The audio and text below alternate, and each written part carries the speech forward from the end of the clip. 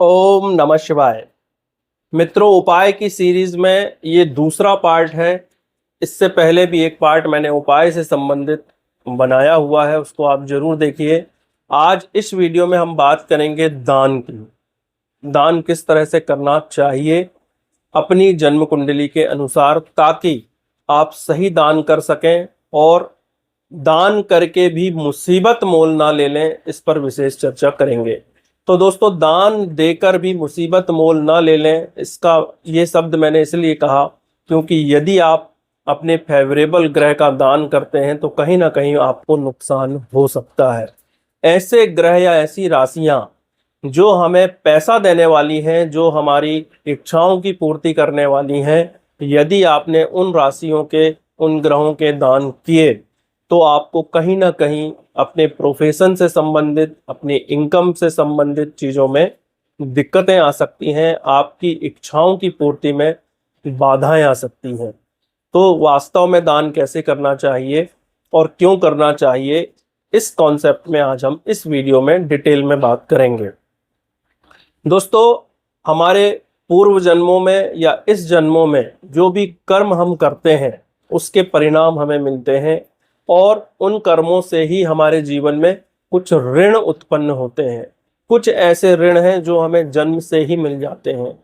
पिता का ऋण, माता का ऋण, उसके बाद हम जिस गुरु से शिक्षा दीक्षा लेते हैं, गुरु का ऋण, पृथ्वी का ऋण, और पंच तत्व में हम जीवन जीते हैं, हमें वायु निःशुल्क मिलती है, आकाश हमारे ऊपर छाया कर रहा है, जल से हमारी प्यास बुझती है, पृथ्वी से हमारी सारी आवश्यकताएं पूरी होती हैं, और अग्नि जिसके बगैर सृष्टि संभव ही नहीं है, या प्रकृति संभव ही नहीं है, या हमारा जीवन ही संभव नहीं है।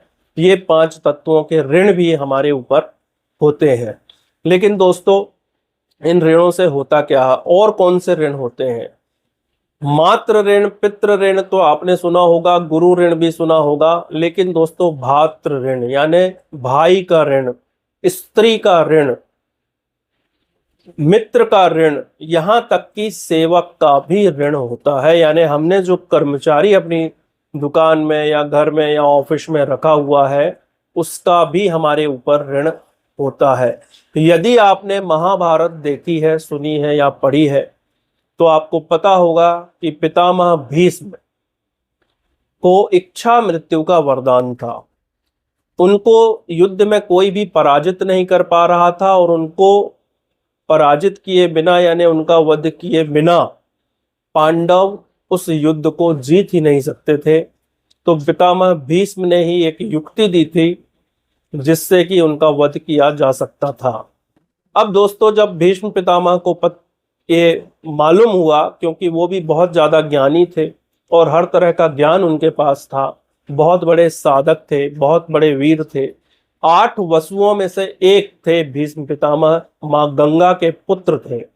तो वो भी दिव्य पुरुष थे, देवताओं के अवतार थे, पृथ्वी में लीला करने ही आए थे। तो भीष्म पितामह को जब ये मालूम हुआ कि आज मेरा युद्ध में आखिरी दिन है, तो युद्ध में जाने से पहले उन्होंने अपने सेवक जो उनकी सेवा में लगे थे, वो चाहे उनके सारथी थे या उनके वस्त्र संभालने वाले थे या उनको मेडिसिन देने वाले लोग थे, जो भी सेवा करते थे, जो भोजन कराते थे, जल देते थे, नहलाते धुलाते थे, उनकी हर तरह की जो व्यवस्थाएं देखते थे, उन सभी सेवकों को भीष्म पितामह ने बुलाया और उनको भरपूर धनराशि जो उस समय चलती थी, यानी ज्वेलरी, स्वर्ण के सिक्के या रजत सिक्के, चांदी के सिक्के, मोती और तरह तरह के कीमती रत्न, ये सारी चीजें उन्होंने अपने सेवकों को दी, अच्छे अच्छे वस्त्र दिए और उनसे कहा कि मैं सेवक ऋण से आज मुक्त हो गया। तो दोस्तों, भीष्म पितामह ने कितना अच्छा मैसेज अपने जीवन में दिया, सेवक का भी ऋण होता है। अब दोस्तों, इन ऋणों से होता क्या है? दोस्तों, इन ऋणों के कारण ही हमारे जीवन में अनेक तरह की समस्याएं आती हैं। हमने अपने पिछले जन्म में जो कर्म किए हैं या जो ऋण हमारे ऊपर बाकी रह गए हैं, वो सब हमारी जन्म कुंडली में नजर आते हैं, जिसको हम पितृदोष, मातृदोष, भातृदोष, स्त्री दोष, इन सारी चीजों को हम जन्म कुंडली में देखते हैं। जन्म कुंडली में ये सारी चीजें पता चल जाती हैं। तो ये जो हमारी जन्म कुंडली में दोष आए हैं, ये हमारे पूर्व जन्मों से आए हुए हैं। इसमें एक बात और है कि कुछ दोष ऐसे होते हैं जो हमारे द्वारा किए गए पूर्व जन्मों के कर्मों से नहीं आते हैं, लेकिन हमारे पितरों के द्वारा कोई ऐसा गलत कार्य कर दिया जाता है जिसके कारण भी वो दोष हमारी जन्म कुंडली में आ जाते हैं। लेकिन वो उसको नेगेटिव नहीं समझना है। उन दोषों को परिहार करने के लिए आपको जन्म मिला है, यानी एक अपॉर्चुनिटी मिली है कि आप उन सारे ऋणों से मुक्त हो सकते हैं, उन सारे दोषों से मुक्त हो सकते हैं और अपने वर्तमान जीवन को सफलता, सुख, समृद्धि से भरपूर कर सकते हैं। दोस्तों, जब तक कुंडली में ऋण है या दोष है, हमें अनेक तरह की जीवन में समस्याएं आती हैं। वो समस्याएं बीमारियों से संबंधित हो सकती हैं, कर्जों से संबंधित हो सकती हैं, घर में कलह क्लेश, रिलेशनशिप में दिक्कतें, या हमारे प्रोफेशन में, हमारे काम में, हमारे व्यवसाय में बाधाओं के रूप में भी वो दिक्कतें आ सकती हैं। तो इन सभी चीजों का उपाय है दान। हाँ दोस्तों, इन सारे ऋणों से मुक्ति का उपाय है दान। दान की महिमा हर एक शास्त्र में, हर एक ऋषि मुनि ने बहुत ज्यादा की है। दान बहुत ज्यादा जरूरी है। और दोस्तों, यदि हम बहुत गंभीरता से विचार करें तो हमें पता चलेगा कि हमें अपने जीवन को चलाने के लिए इतनी सारी चीजें ईश्वर से मिली हुई हैं कि हम उनका ऋण कभी भी नहीं चुका सकते हैं, अपने प्राण देकर भी नहीं चुका सकते हैं। लेकिन यदि हम दान करना शुरू कर दें अपनी जन्म कुंडली के अनुसार, तो बहुत सारे ऋणों से हमको मुक्ति मिल सकती है। दान के माध्यम से हमारे जीवन में, हमारी जन्म कुंडली में मौजूद बहुत सारे दोषों को हम दूर कर सकते हैं। केवल दान करके हम अपनी बीमारियों को ठीक कर सकते हैं। केवल दान करके हम अपने घर में ग्रह क्लेश जो चल रहे हैं उनको ठीक कर सकते हैं। केवल दान करके हम अपने सौभाग्य में वृद्धि कर सकते हैं। अब दोस्तों, दान कैसा करना चाहिए? तो दान के बहुत सारे प्रकार कहे गए हैं। जिसको जो जरूरत है, जरूरतमंद को उसके जरूरत की चीज दे देना दान है। जो मौके में काम आ जाए वो चीज दे देना दान है। तो ब्लड डोनेशन यानी रक्तदान भी बहुत बड़ा दान है, क्योंकि उस रक्त से किसी की जान बच सकती है। शरीर का कोई अंग दान कर देना, तो आपकी मृत्यु तो निश्चित है, लेकिन मृत्यु के बाद आपके शरीर का कोई अंग भौतिक रूप से किसी न किसी शरीर में मौजूद है, इससे भी आप एक तरह से जीवित हैं ये माना जा सकता है। तो अंग दान भी बहुत बड़ा दान है। इसी तरह अन्न का दान, दोस्तों आप सोच के देखिए, किसी दिन 2-4 दिन भूखे रह के देखिए, तब आपको समझ में आएगा कि भूख क्या चीज होती है। तो अन्न से बड़ा कोई दान नहीं माना गया है, क्योंकि वास्तव में जीवन तो भोजन से ही चलना है। तो जरूरतमंदों को अन्न का दान करना, और दिव्यांगों को बैसाखी का दान करना, व्हील चेयर का दान करना, चश्मे का दान करना, यानी उनके लिए चश्मा बनवा देना, ये सारी चीजें दान में आती हैं।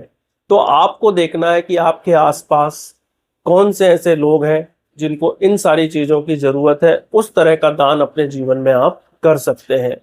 अब दोस्तों, यहाँ पर जब चीजों के दान की बात आती है तो उसमें हमें ये जरूर देखना चाहिए कि हमारी जन्म कुंडली में चौथी राशि में, 8वीं राशि में और 12वीं राशि में, यानी कर्क राशि में, वृश्चिक राशि में और मीन राशि में कौन कौन से ग्रह बैठे हुए हैं।